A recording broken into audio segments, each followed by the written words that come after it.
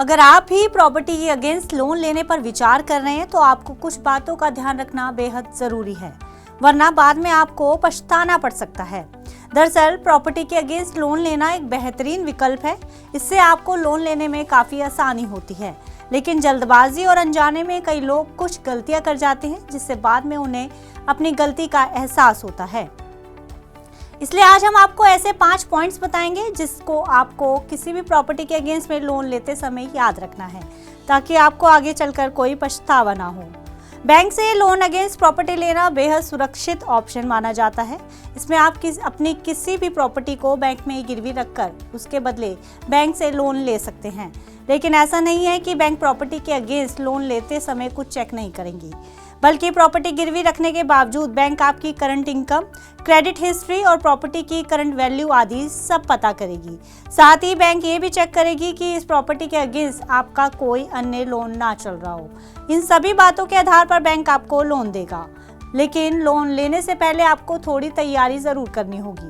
उसमें पहला है ब्याज दरों की तुलना करना।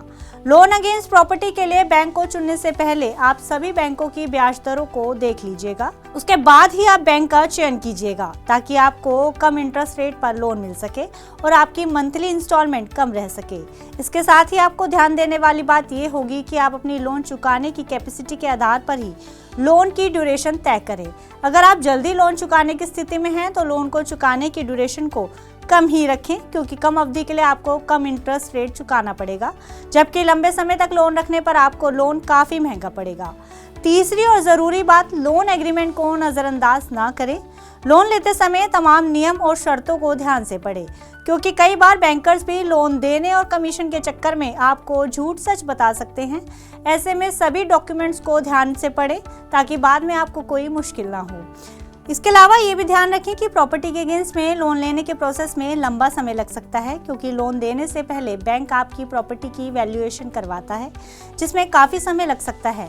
ऐसे में आपको पहले ही लेंडर द्वारा लोन अप्रूव करने और डिस्पर्स करने में लगने वाले समय के बारे में पहले ही पता कर लेना चाहिए, ताकि आप अपने फंड की ज़रूरतों को लेंडर के डिस्पर्सल शेड्यूल से मैच कर सकें।